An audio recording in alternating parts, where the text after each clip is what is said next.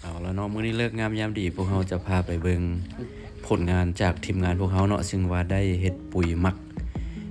กจากการหมักใบไม้หมักเศษอาหารอันนี้ก็เป็นอีกวิธีนึงเป็นการลดพรการกำจัดอาหารเพื่อลดพรบ่ให้การจูดการเผาใบไม้เพื่อบ่ให้มีการทำลายสิ่งแวดล้อมพวกเราได้เอาขี้เหงื่อได้เอาเศษอาหารใบไม้ต่างๆมากองไว้แล้วก็อบไว้ประมาณ6เดือนตอนนี้ก็ถือว่าได้ถึงเวลาที่จะเอาปุ๋ยหันไปออกไปใส่ไปจำหน่ายเนาะสามารถเฮ็ดเป็นเศรษฐกิจครอบครัวได้เลยเนาะ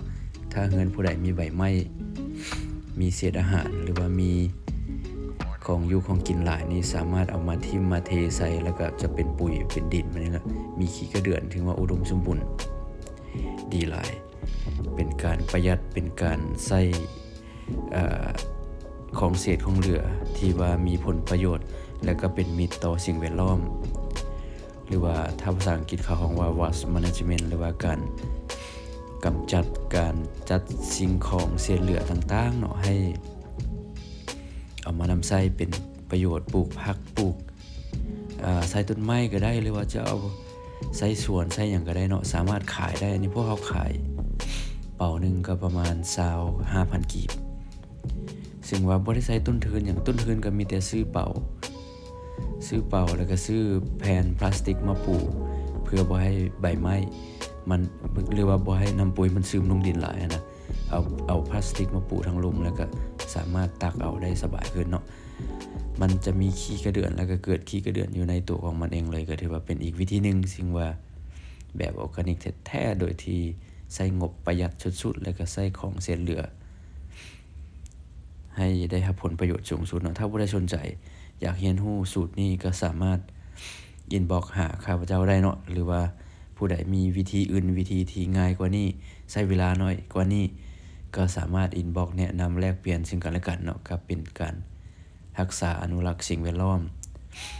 รักษามลพิษเนาะเพื่อกำจัดสิ่งเศษเหลือให้ได้รับผลประโยชน์สูงสุดถ้าผู้ใดสนใจ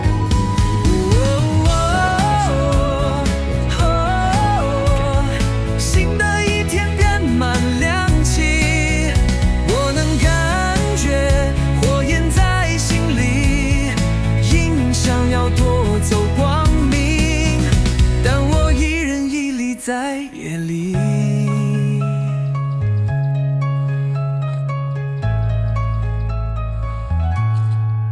每一次跌倒让我学会攀登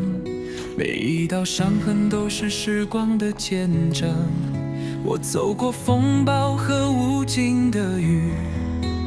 但我依旧选择继续世界或许想让我倒下但我的心从未放下我会在绝境找到方向没有高山能挡住希望在黑暗中我追随火光因为我生来为了坚强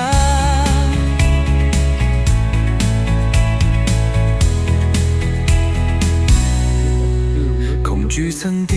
语赢不了但勇气从未被打倒每一次心跳都在大喊去战斗去成长去闪亮恐惧曾低语你赢不了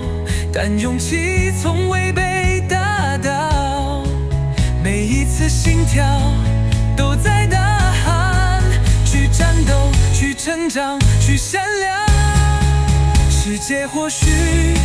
想让我倒下当我的灵魂仍是望着光环